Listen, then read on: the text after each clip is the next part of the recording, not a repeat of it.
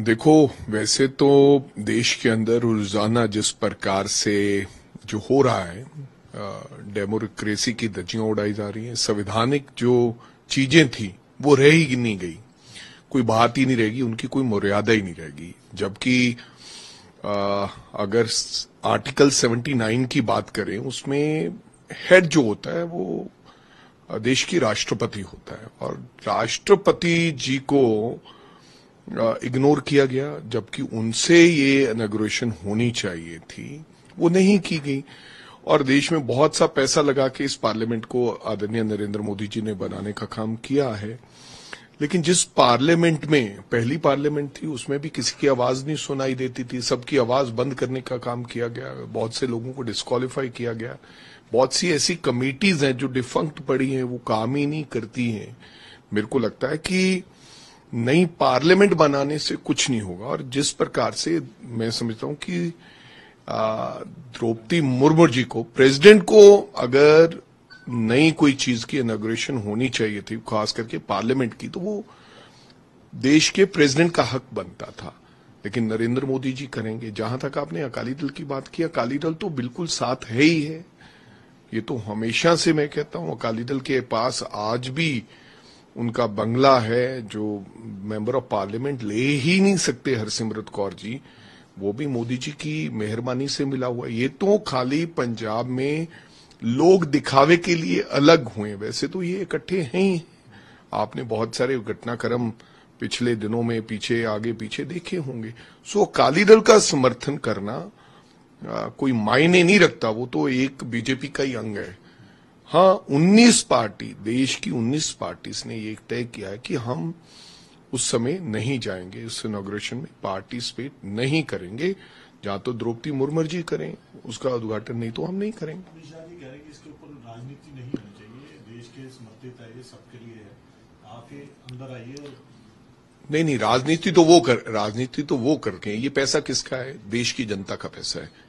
इतना पैसा लगाने के बावजूद मेरे को लगता है कि देश की पार्लियामेंट में अगर लोगों की आवाज दबाने का काम हम लोगों ने करना है, 75 साल पहले की जो पार्लियामेंट बनी थी उसमें मेरे को लगता है कि चाहे किसी की सरकारें आई, लोगों ने अपनी अपनी बात रखी और उसमें देश के लिए सोचने का काम किया। लेकिन ये नई सरकार ने ऐसे कभी नोटबंदी कर दी, अब नया नोट भी बंद कर दिया, अब देश की नई पार्लियामेंट होगी, क्योंकि ये खाली एक देश के प्रधानमंत्री चाहते हैं कि मेरे समय में, मैंने देश फला दिन मेरे समय में देश की नई पार्लियामेंट का उद्घाटन हुआ था।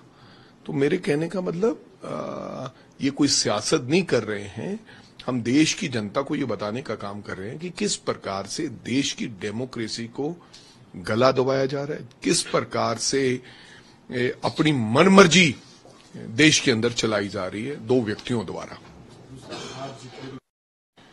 सिचुएशन किस तरह से? लॉ एंड ऑर्डर तो कोई ऐसा तो रह ही नहीं गया है। लॉ एंड ऑर्डर की बात तो मेरे को लगता है हर बंदे को पता है कि आज पंजाब के अंदर किस प्रकार की स्थिति है। आज फिर एक 4 साल बच्चे को अपने को खेल रहे थे, फुटबॉल खेलते खेलते गोली मार दी गई।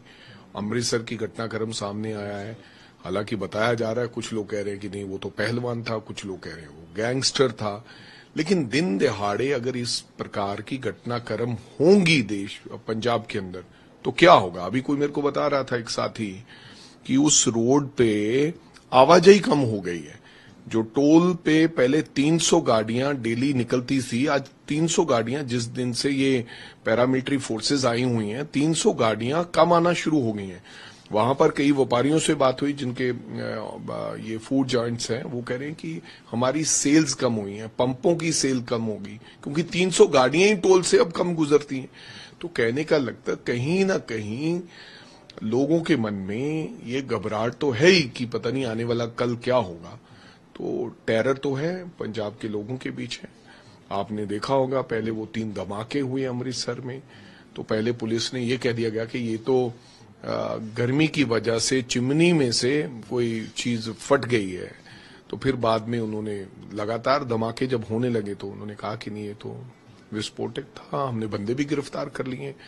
तो बहुत गंभीर स्थिति आज मैं कह सकता हूं कि लॉ एंड ऑर्डर की पंजाब में है। कल की बात ही करें तो पुलिस ने ट्वीट किया कि हमने पकड़ लिया गिरफ्तार।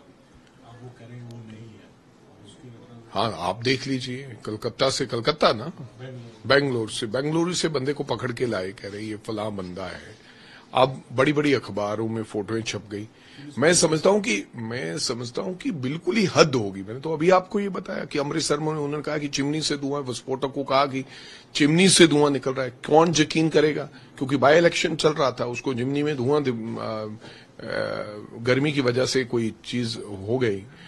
आज उन्होंने वहां से जो बंदा पकड़ा है, कमाल होगी यार। आप कौन यकीन करेगा? कानून के ऊपर किसी व्यक्ति का विश्वास रहा ही नहीं है, खास करके आज की पुलिस के ऊपर, पंजाब पुलिस के ऊपर।